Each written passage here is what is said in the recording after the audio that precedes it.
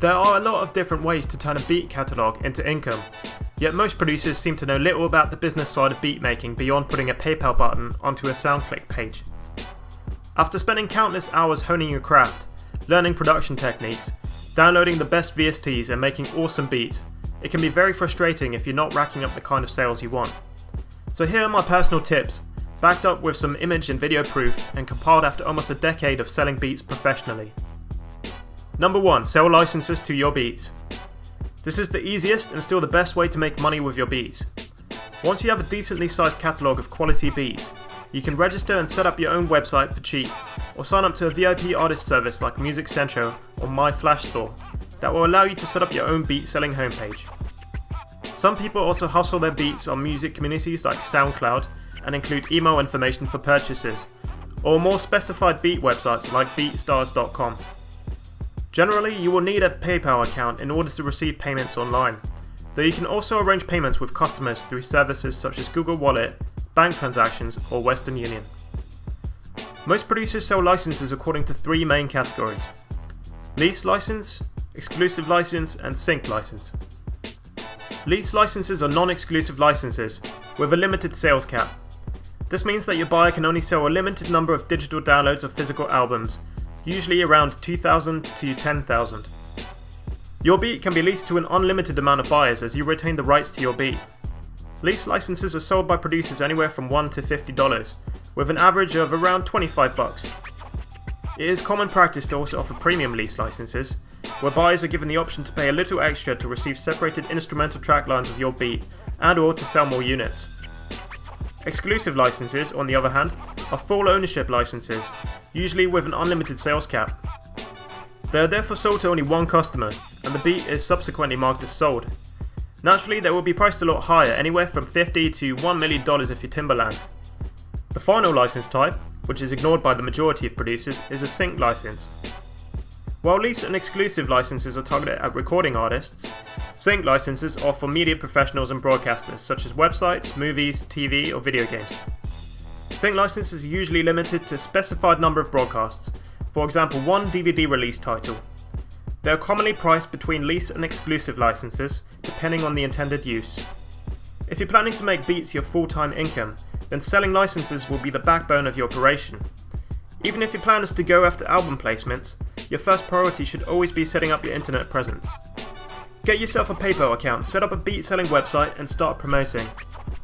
Here on my PayPal account you can see the kind of income our beat page generates in a good month. That's $23,000 in USD only. Now of course bear in mind that I've been selling beats for a long time, but the sky really is the limit for you. Number 2. Sell other producers' beats. It might seem counterintuitive to spend your time pushing other producers' beats, but building up a team of beatmakers can be beneficial in many ways. Not only can you feed off each other creatively and provide your customers with a constant stream of fresh material, you can also agree to take a set percentage of the sales you make for your fellow producers. If you put together a strong team with a diverse range of beat styles, you can greatly increase your market share and divide marketing duties. Everyone benefits. Number 3. Sell MP3 downloads. A lot of producers neglect selling MP3 downloads to their beats, opting instead to give out free downloads, or not to allow any downloading at all. However, giving out MP3 downloads for 99 cents or $1.99 for example, can actually be a great additional revenue source. Essentially this is free money, as you can make it clear to your customers that the MP3 downloads are intended for non-profit use only.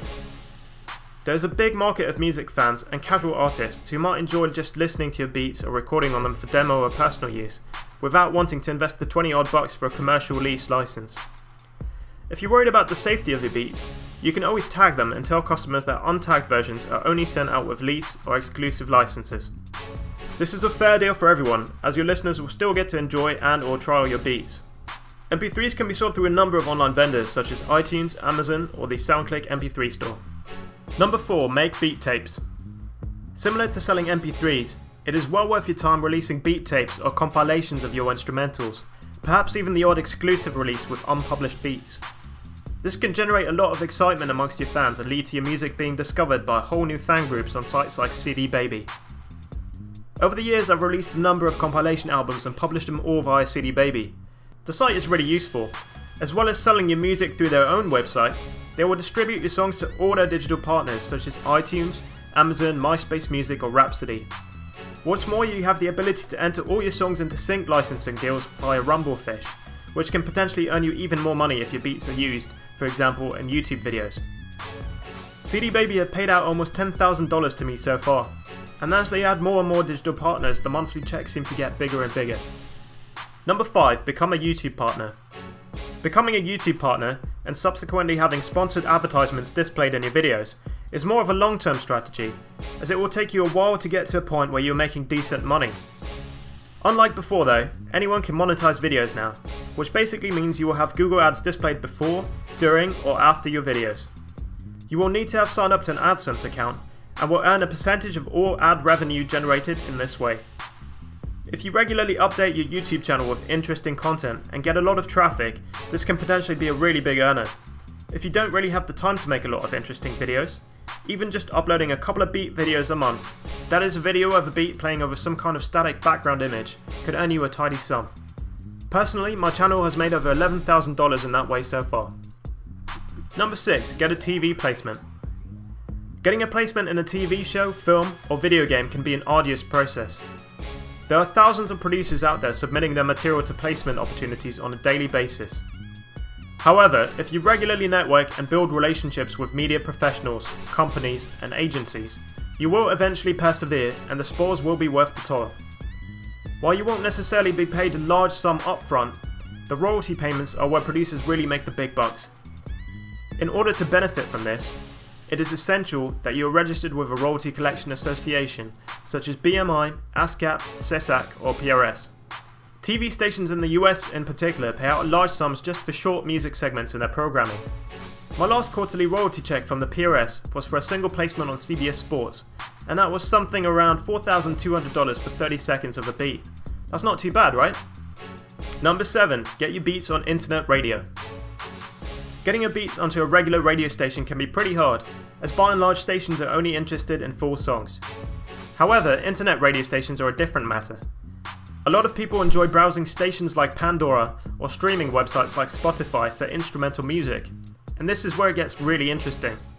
Pandora and Spotify both share out their profits amongst members according to the amount of plays your music receives. You do have to jump through some hoops to get your music onto online radio stations or streaming sites, but if your beats prove popular, this can be a nice little side earner. Pandora just recently announced that they send over 2,000 artists more than $10,000 a year. Artists like Drake and Lil Wayne even make $3 million a year. Number 8. Make a drum kit. A lot of producers have recently taken to the idea of packaging and selling their own drum sounds for other musicians. There is a vast amount of producers out there hunting for new and better drum samples, and if you've already built up a reputation with your beats, chances are there will be someone out there ready to jump at the chance of emulating your sound.